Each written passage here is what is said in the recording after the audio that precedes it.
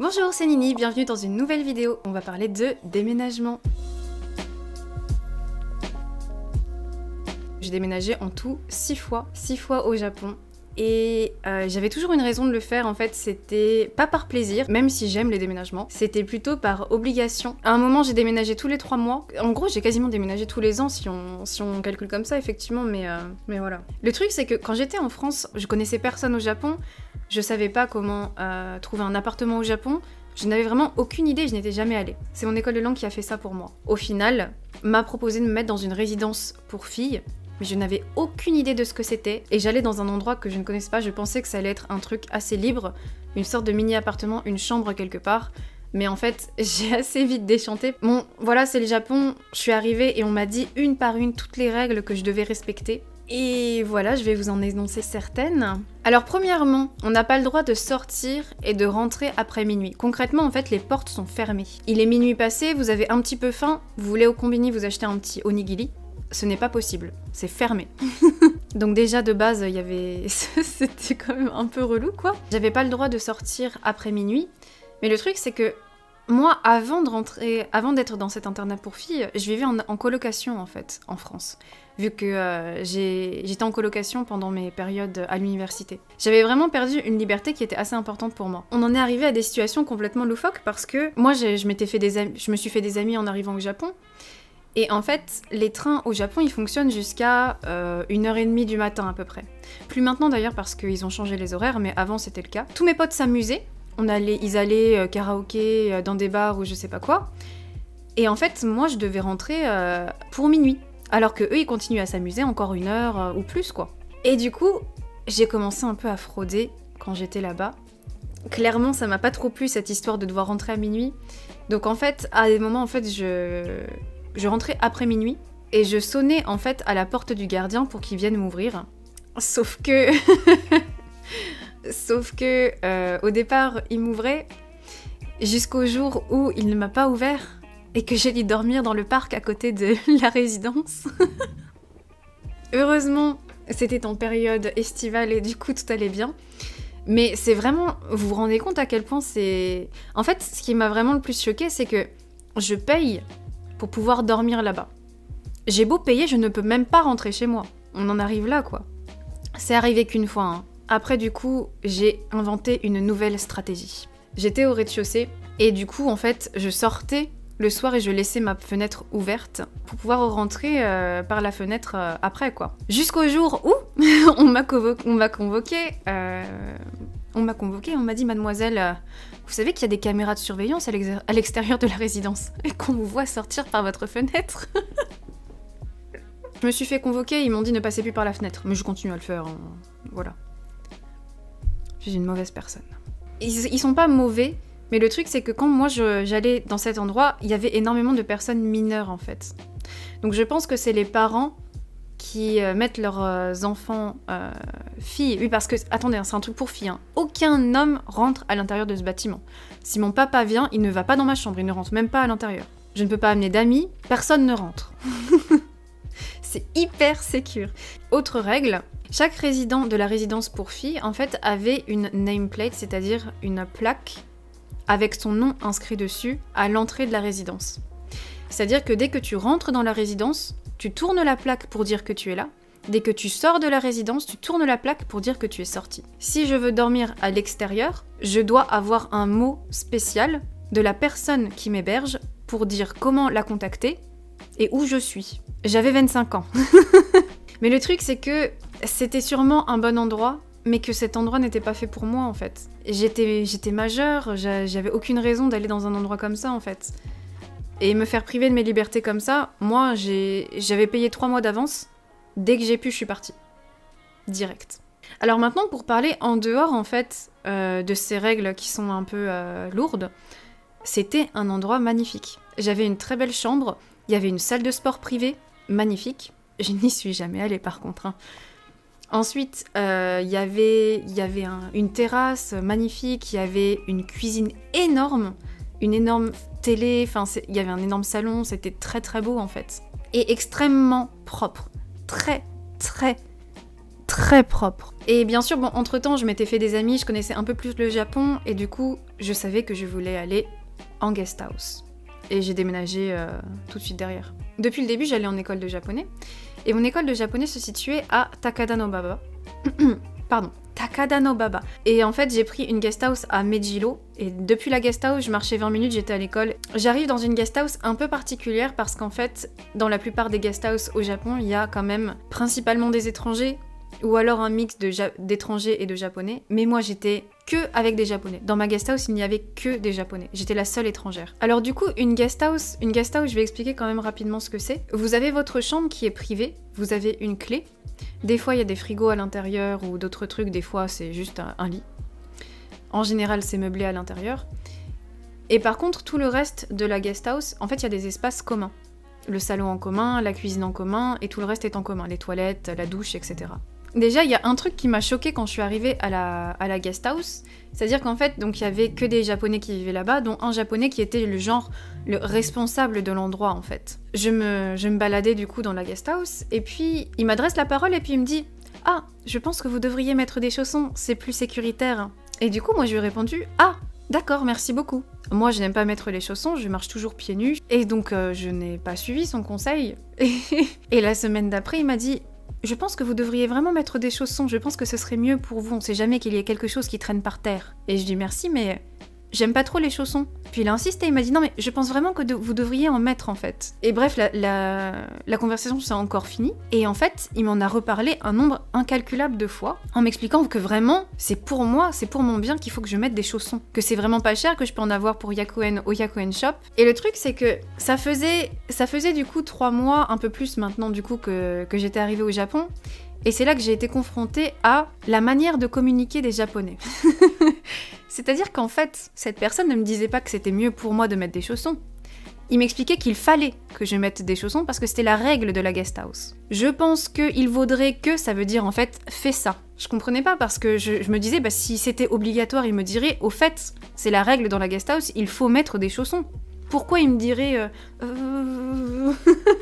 Pourquoi il serait pas comme ça? J'ai enfin capté qu'en fait il fallait vraiment que je le fasse. Par contre, ce mec a dû vraiment me prendre pour une teubée à mon avis. Au niveau des prix, c'était 75 000 yens.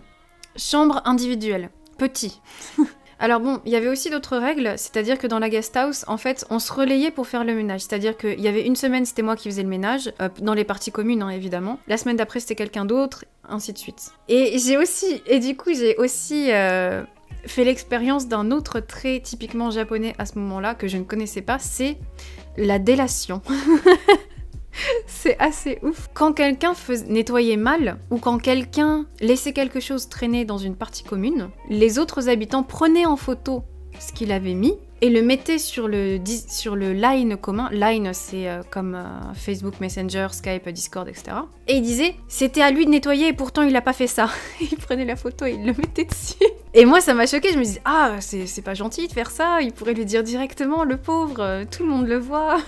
Après 1 ou 2 mois d'avoir été avec cette guest house, en fait, ma cousine est arrivée au Japon. Moi, du coup, j'y habitais maintenant depuis quand même pas mal de mois, et en gros, je me suis dit, bah tiens, t'as qu'à venir avec moi dans ma guest house, on sera ensemble, ce sera sympa. Et en fait, comme, je sais plus c'était quoi la raison, mais j'imagine qu'on voulait payer moins cher toutes les deux, on a décidé d'habiter dans la même chambre, pour payer 2 fois moins cher. Elle devait payer tous les mois, je crois, 100 ou 200 € en plus pour pouvoir habiter dans la même chambre que moi.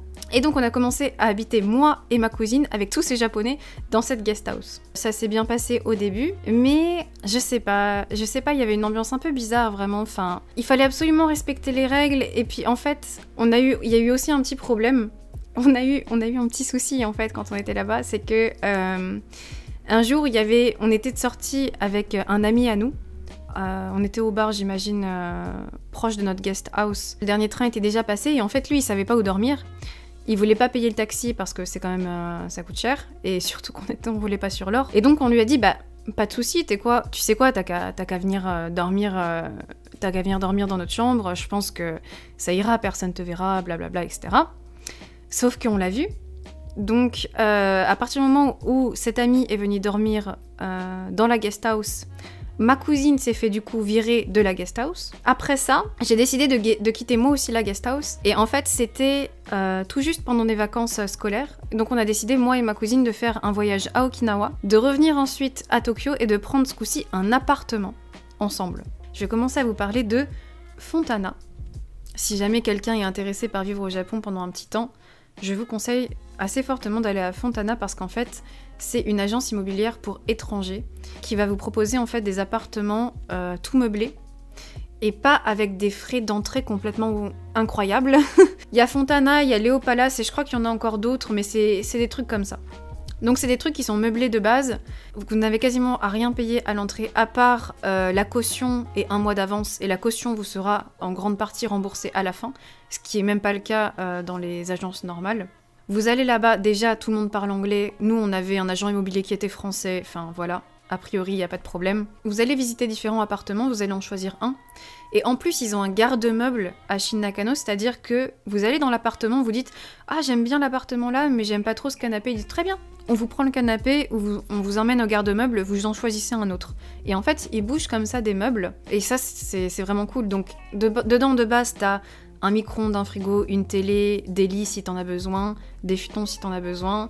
Ils te donnent les draps aussi qui sont lavés. On a trouvé, avec l'agence Fontana, un appartement à Araya-Koshimae. On a emménagé à 2, et on en avait pour, je crois, 75 000 yens. Alors, on vivait dans une pièce. Il y avait une sorte de mezzanine où il y en avait un toit où on pouvait en fait dormir dessus. C'était très petit, on était 2 dedans. Je vous vends un peu Fontana en genre c'est bien et tout. Ils se font leur bif aussi. Enfin, le truc c'est que Fontana finalement propose des appartements que les Japonais ne voudraient pas beaucoup, que les Japonais ne seraient pas prêts à payer autant que nous on paye. Pourquoi? Parce que ils sont vieux déjà. Les étrangers sont beaucoup moins regardants de la vieillesse de l'appartement, alors que les Japonais veulent en général avoir un appartement qui est le plus récent possible, à cause des tremblements de terre ou à cause de la saleté, ce genre de trucs. Donc on était dans l'appartement à 2 avec ma cousine à Araya-Koshimae. J'ai rencontré mon ex, un japonais, qui lui vivait encore chez ses parents. Et en fait, ma cousine, à peu près au même moment, elle avait pour projet de retourner en France. On a décidé de chercher un appartement ensemble. Et donc là, pour le coup, c'était un vrai appartement, donc avec des conditions normales des Japonais. Donc lui, il a dû payer assez cher. En fait, il me l'a pas dit à ce moment-là. Moi, je ne savais pas en fait que ça coûtait tellement cher. Mais en fait, lui, il a fait les démarches. C'est comme s'il avait loué son appartement tout seul. Sauf que moi, j'étais arrivée chez lui en quelque sorte peu de temps après. Et qu'on a tout le temps vécu ensemble là-bas. Donc voilà, en fait, il n'y a pas grand-chose à dire. Du coup, on avait genre un 30 mètres carrés. Donc on avait du coup le double de surface que j'avais avant à Fontana. Et on le partageait quand même à 2. Et même comme ça, en vrai, c'est pas simple de vivre dans un 30 mètres carrés à 2. Parce que finalement, on n'avait toujours encore qu'une seule pièce. Du coup, le prix pour l'appartement là, il était à 100 000 yens. Bah après, moi, j'avais aussi un meilleur travail, etc. quoi. À peine plus cher que l'appartement précédent. Oui, c'est vrai, c'est que l'appartement qu'on avait avec ma cousine, finalement, on n'a pas payé de prix d'entrée, il était déjà meublé. Si vous prenez un appartement normal où vous payez les frais d'entrée, pour le même prix qu'on avait avec ma cousine, vous aurez 2 fois plus grand en fait. Sauf que vous allez payer cher à l'entrée. Faut bien que ça se balance quelque part en fait. Je vais chercher le même appartement, donc de 16 mètres carrés que j'avais avec ma cousine, avec une agence immobilière normale au Japon. Bon, par exemple ça, tout simple. On a du coup 3 pièces, une salle d'eau séparée, et le truc fait 40 mètres carrés. Donc là, on part sur un truc, c'est le même prix.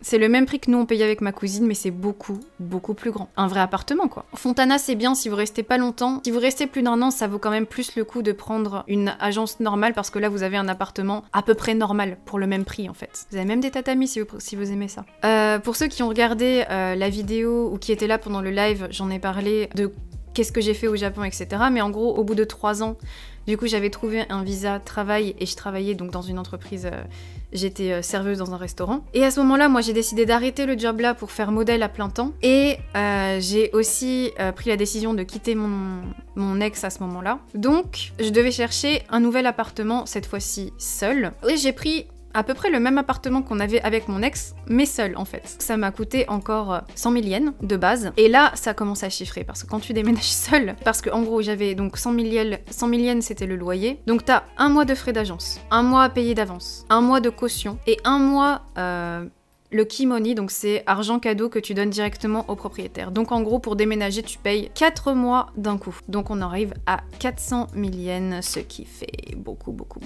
L'argent que j'avais économisé y est passé, hein, clairement. Bah, Key-Money, c'est vraiment un argent cadeau que tu donnes à ton propriétaire. Et ce qui est fou, c'est que tous les ans, tu repayes un loyer comme ça, hop, sans parler de la caution que tu ne revois plus non plus. Effectivement, le Key-Money, tu la revois plus, parce que c'est cadeau, comme ça. La caution, tu la perds quasiment entièrement parce qu'il y a des frais de nettoyage qui s'appliquent. Là, dans l'appartement dans lequel je suis actuellement, j'ai déménagé il y a à peu près 1 an. Mais après, du coup, c'est la même histoire, donc je vais pas vous la refaire. C'est pareil. Merci à tous d'avoir suivi cette vidéo, et on se retrouve pour une prochaine, j'espère que ça vous a plu. Bye bye!